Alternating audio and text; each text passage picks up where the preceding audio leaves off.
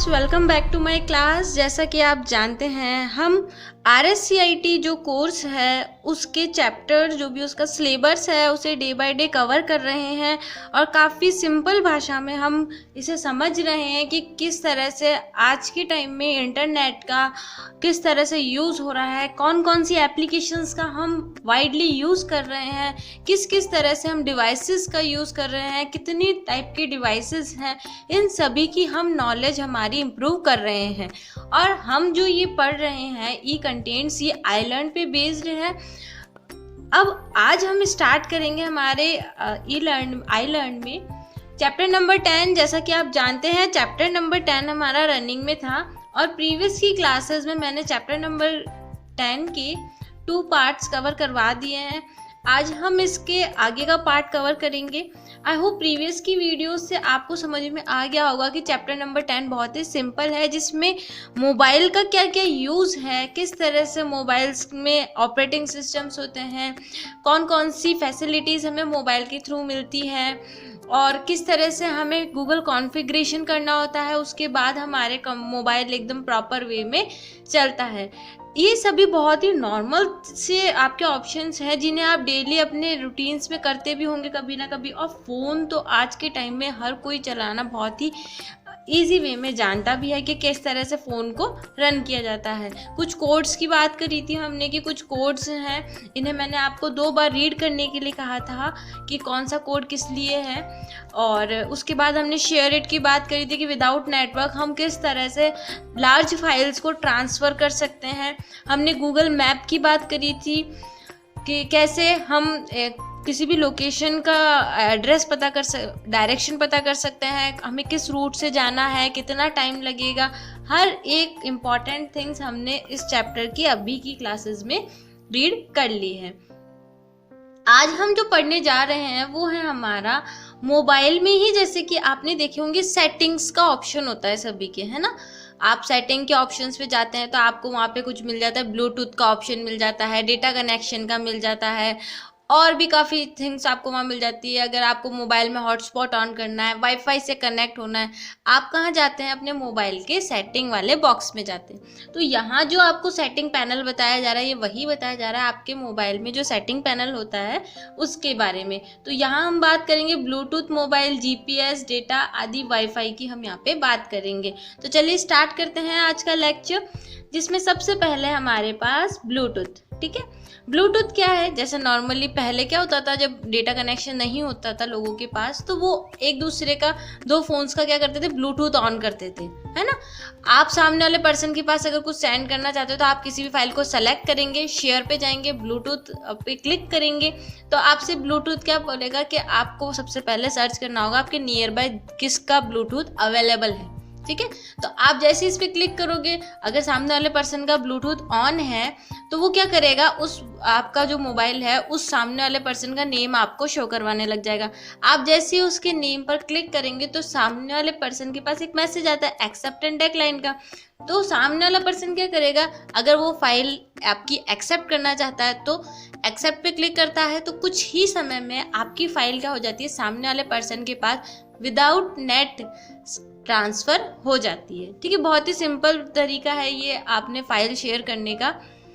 तो इसी जो मैंने प्रोसेस आपको यहाँ बताई है, ये आप अपनी डेली लाइफ में कभी ना कभी तो आपने करा ही होगा। बहुत सिंपल तरीका है, वही यहाँ पे हमें टेक्स्ट में लिखा गया है, तो इसको भी हम एक बार देख लेते हैं। ब्लूटूथ की जो रेंज होती है वो थोड़ी कम होती है, डिस्टेंस यानी जैसे 2 कमरे के आसपास हो गया है ना, इससे ज़्यादा की इसकी रेंज नहीं होती। इसमें आप ब्लूटूथ ऑन करके अपनी फाइल क्या कर सकते हैं, शेयर कर सकते हैं। ब्लूटूथ फिक्स्ड और मोबाइल डिवाइस से छोटी दूरी, जैसा मैंने आपको बताया, पर डेटा शेयर करने के लिए वायरलेस टेक्नोलॉजी स्टैंडर्ड है।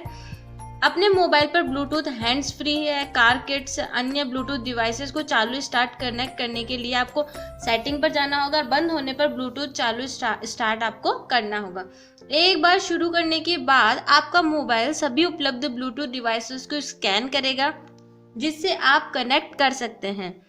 आप उस उपकरण का चयन कर सकते हैं जिसे आप कनेक्ट करना चाहते हैं। पिन टाइप करें, अगर पिन दिया गया होगा तो पिन टाइप करें और डिवाइस से कनेक्ट करें। आपको यह सुनिश्चित करना होगा कि आपका डिवाइस पेयरिंग मोड में है।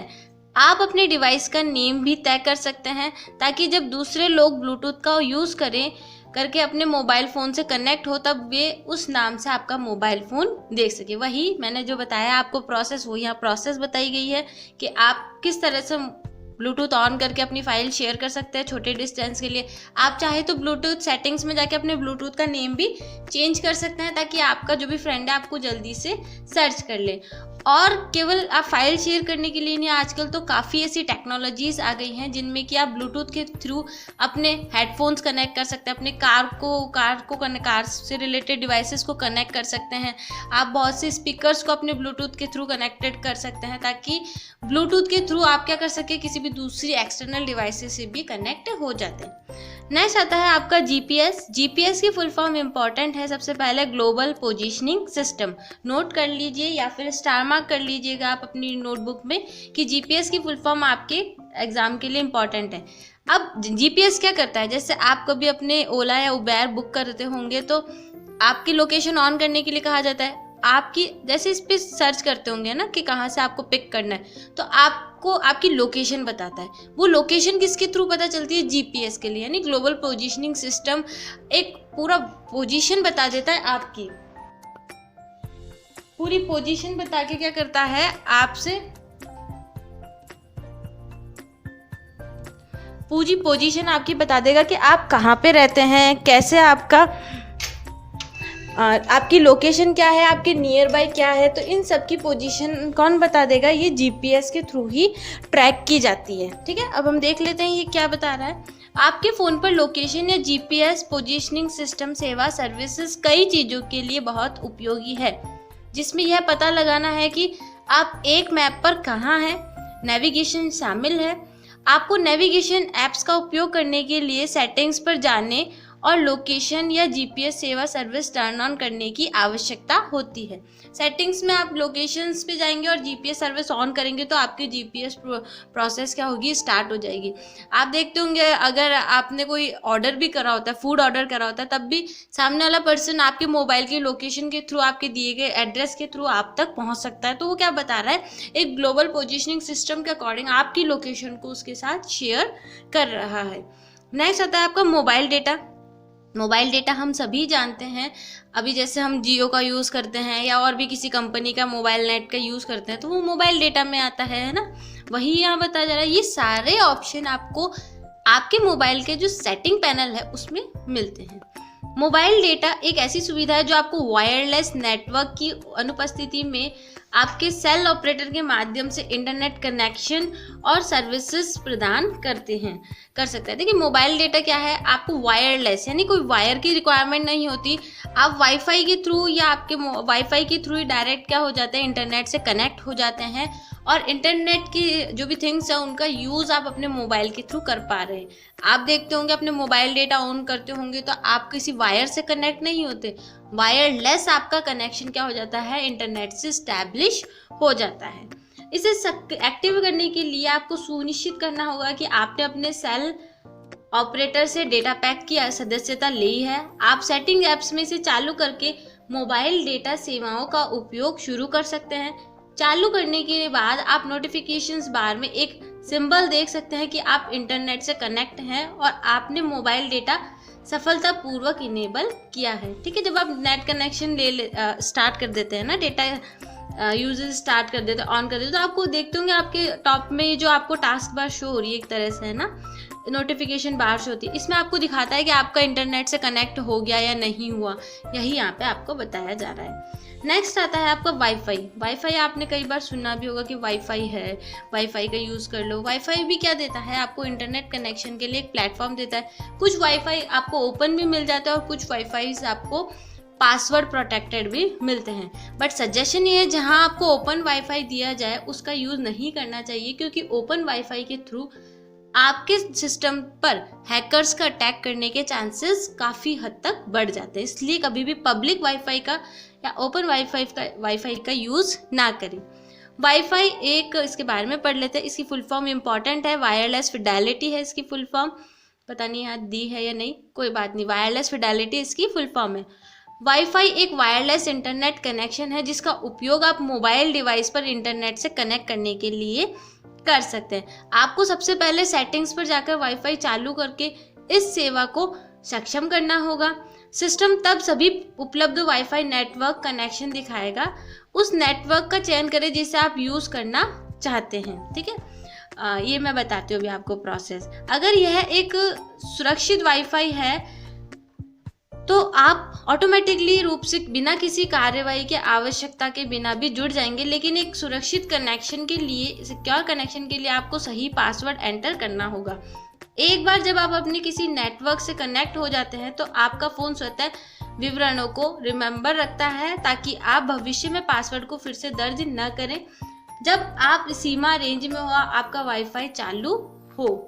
ठीक है, क्या कह रहा है ये देखिए, आपने मोस्टली काफ़ी लोग वाईफाई का यूज़ करते हैं। जैसे मान लीजिए आपके पास इंटरनेट कनेक्शन नहीं है बट आपके घर में वाईफाई है ना, तो आपने क्या लिया, आपके घर में या स्कूल में या ऑफिस में, है ना, तो आपको क्या था, वाईफाई से कनेक्ट होना। तो आप क्या करते हो, अपने सेटिंग्स पैनल में जाके वाईफाई वाले ऑप्शन पे जाके आप सर्च करते हैं कि यहाँ पे कौन सा वाईफाई का ऑप्शन अवेलेबल है। आप उस पर क्लिक करते हैं। देन क्लिक करने के बाद आपको वो एक पासवर्ड डालने के लिए कहा जाता है। अगर ओपन सोर्सेज का होता है, वो एकदम पब्लिक, जहाँ पे पासवर्ड प्रोटेक्टेड नहीं होता तो डायरेक्ट आप उससे कनेक्ट हो जाते हैं। अगर पासवर्ड की रिक्वायरमेंट रहती है तो आप क्या करते हैं, उसमें पासवर्ड डालते हैं जो भी उस वाईफाई का पासवर्ड है, फिर उसके थ्रू आप क्या कर सकते हैं, इंटरनेट से कनेक्ट हो सकते हैं। ठीक है, ये भी आप किसी एक्सटर्नल इंटरनेट का यूज़ अपने मोबाइल के लिए वाईफाई के थ्रू कर सकते हैं। सिंपल है। वाईफाई की फुल फॉर्म मैंने आपको बता ही दी है। नेक्स्ट आता है एक स्क्रीन लॉक सेट करें। ठीक है, आपने देखा होगा आप अपने मोबाइल को लॉक करते हैं, कई मेथड्स हैं, है ना, जैसे कि आप पिन लगाते हैं, आप पैटर्न्स बनाते हैं, स्वाइप करते हैं, और आपका फेस रिकॉग्नाइजेशन है, आपकी फिंगरप्रिंट्स हैं। इन सभी मेथड्स के थ्रू क्या करते हैं, आप अपने मोबाइल को लॉक करते हैं। तो मोबाइल लॉक करने के लिए भी आप सेटिंग्स में जाएंगे। सेटिंग्स में आपको स्क्रीन लॉक करने का ऑप्शन होगा। आप अपने रिक्वायरमेंट के अकॉर्डिंग वहाँ से लॉक जो भी सिस्टम आप लगाना चाहते हो उसका यूज़ कर सकते हैं। एक लॉक स्क्रीन एक कंप्यूटर यूज़र इंटरफेस है जो कि डिवाइस तक एक्सेस को विनियमित करने के लिए उपयोग की जाती है ताकि यूज़र एक एक्सेस प्राप्त करने के लिए निश्चित एक्शन कर सके, जैसे कि पासवर्ड दर्ज करना, एक निश्चित बटन संयोजन का उपयोग करना, या डिवाइस की टच स्क्रीन के उपयोग से कुछ इशारे दर्ज करना, है ना, सर्टेन जेस्चर्स का यूज़ करना। स्क्रीन लॉक को सेट करने के लिए आपको सेटिंग्स मेन्यू खोलना होगा। सेटिंग मेन्यू खोलने के बाद पर्सनल सेक्शन पर नीचे स्क्रॉल करें और सिक्योरिटी टैप करें। स्क्रीन लॉक का ऑप्शन ढूंढें और उसे लोकेट करें और उस पर टैप करें ना। आप लोग स्क्रीन लॉक का ऑप्शन अपने सेटिंग पैनल्स में ढूंढ सकते हैं। अलग अलग डिवाइसेस में ये आपको अलग अलग ऑप्शंस में शो होता है ना। सिक्योरिटी में मिल जाएगा मोस्टली आपको, है ना।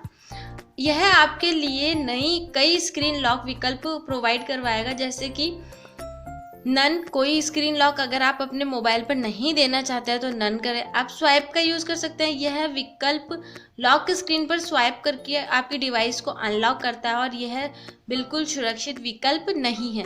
केवल स्वाइप करके, यानी एक आपने कर दिया, जैसे आप कॉल उठाते हैं तो स्वाइप करके फ़ोन कॉल उठा लेते हैं, उसी तरह केवल स्वाइप करके अगर आप अपने फ़ोन को अनलॉक कर रहे हैं तो ये आपका किस में आ जाता है, स्वाइप ऑप्शन में आ जाता है। बट ये क्या है, एक सिक्योर वो नहीं है, क्योंकि आप सभी जानते हैं आज के ज़माने में हमारा मोबाइल हमारे बैंक अकाउंट से, हमारे आधार से, सबसे क्या है, मोबाइल नंबर लिंक है। तो केवल स्वाइप करने से क्या होता है, उसमें वो सिक्योरिटी नहीं रहती जो कि आप अपने अकॉर्डिंग कोई पैटर्न या पिन लगाते हैं। तो क्या होता है, सामने वाला पर्सन कभी भी आपके फ़ोन का आपसे लेके कुछ मिसयूज़ कर सकता है। इसलिए स्वाइप का यूज़ अपने मोबाइल में पासवर्ड के लिए नहीं करना चाहिए। पैटर्न्स, यह दो बिंदुओं की एक श्रृंखला के साथ एक विशिष्ट स्वाइप पैटर्न का उपयोग करके डिवाइस को अनलॉक करता है ना। आपको जो पैटर्न बना देते हैं स्टाइल्स में, वो आपके पैटर्न में आ जाता है। पिन नंबर, आप कोई पिन दे रहे हैं तो वो क्या है, आपका पिन प्रोटेक्टेड हो जाएगा। आप पिन एंटर करेंगे तो आपका मोबाइल अनलॉक हो जाएगा। पासवर्ड, आप अपने खुद के पासवर्ड का चयन कर सकते हैं कि आप डिवाइस को अनलॉक करने के लिए उपयोग कर सकते हैं। कोई पासवर्ड भी आप और भी दे सकते हैं। आप इन विकल्पों में से एक चुन सकते हैं और इसे सेटअप करने के लिए संकेतों के माध्यम से जा सकते हैं। ठीक है, जो भी आपको इंस्ट्रक्शन दिए गए हैं उसके अकॉर्डिंग क्या कर सकते हैं, आप इनका सेटअप कर सकते हैं।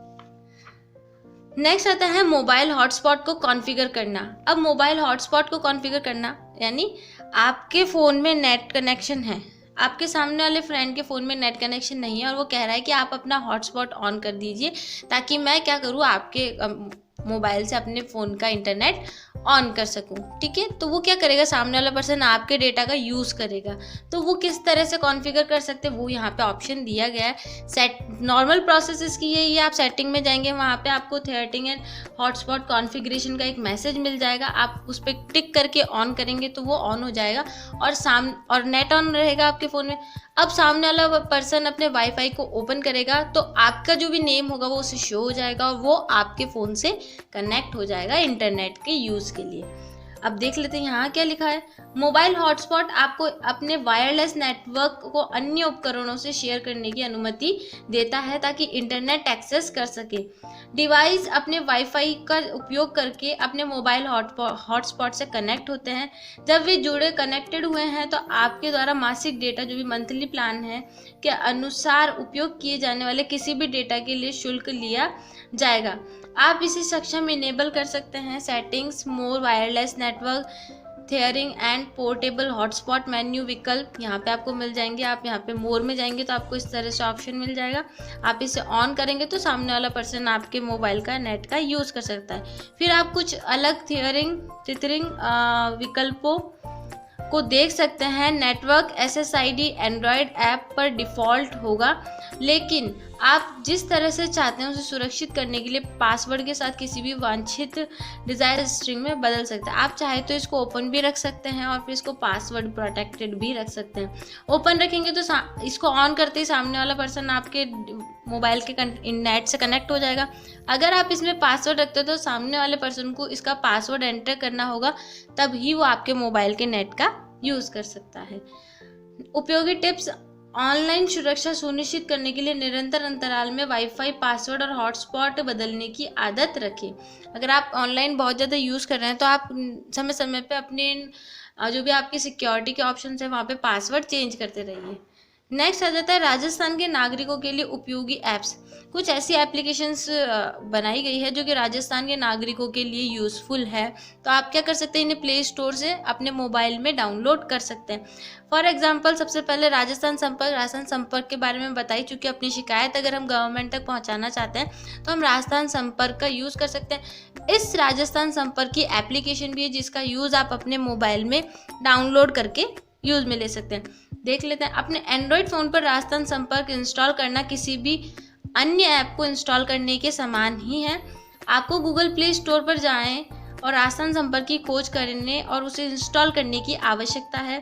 इस ऐप द्वारा दी जाने वाली फैसिलिटीज़ में इस प्रकार है: securely logging and registration, lodge your grievances, view grievance status, send reminder, feedback and suggestion. यानी आप अपनी शिकायत इस एप्लीकेशन के थ्रू अपने मोबाइल से भी दे सकते हैं। जैसे मैंने कहा था, राजस्थान संपर्क को आप ई मित्र में SSO में जाके फिर कर सकते हैं, या फिर आप इसके थ्रू एप्लीकेशन के थ्रू भी अपनी शिकायत दे सकते हो और उस पर समय समय पर देख सकते हैं कि क्या स्टेटस है। जैसे आप अपने उसमें लॉगिन करके देखते थे वैसे ही आपके मोबाइल में एक एप्लीकेशन के रूप में भी आपको मिल जाती है। इसी तरह ई मित्र की भी एप्लीकेशन आप अपने प्ले स्टोर से डाउनलोड करके उसका यूज़ भी कर सकते हैं। ठीक है, अपने एंड्रॉयड, आप जानते तो हैं ई मित्र के सर्विसेज मैंने आपको पहले क्लासेस में बता रखी है। अपने एंड्रॉयड फ़ोन पर ई मित्र इंस्टॉल करना किसी भी अन्य ऐप के इंस्टॉल करने के समान ही है। आपको गूगल प्ले स्टोर पर जाने, ई मित्र की खोज करने और इससे इंस्टॉल करना होगा।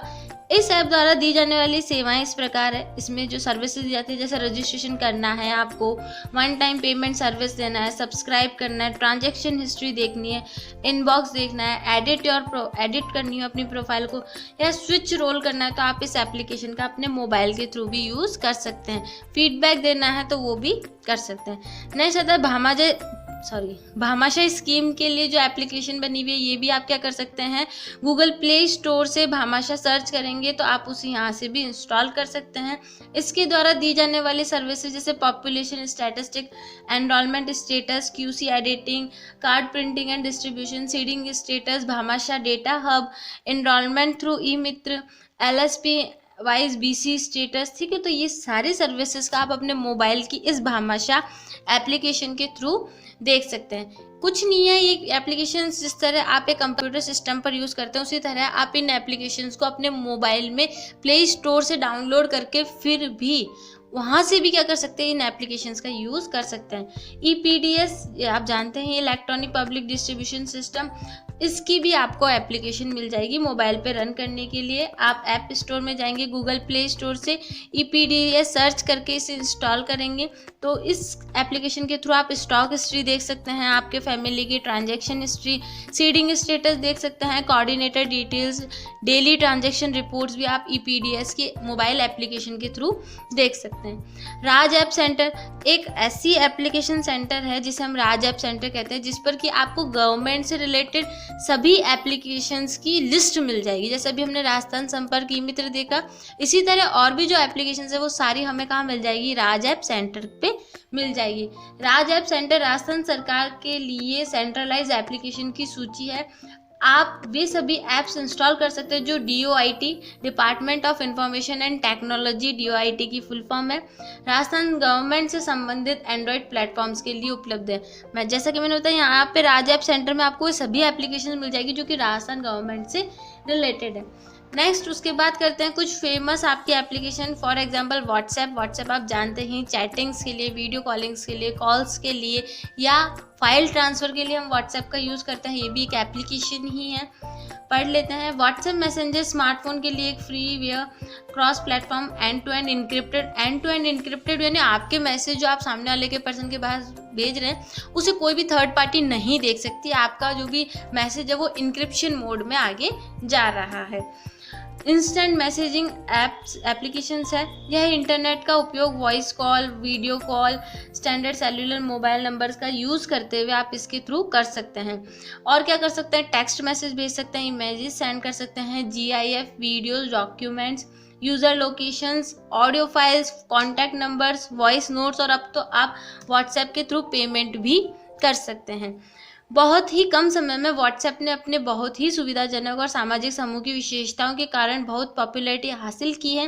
हालांकि यूजर्स को इसे ध्यान से उपयोग करना चाहिए, केवल ज्ञात संपर्कों से ही के साथ ही प्रामाणिक जानकारी शेयर करनी चाहिए।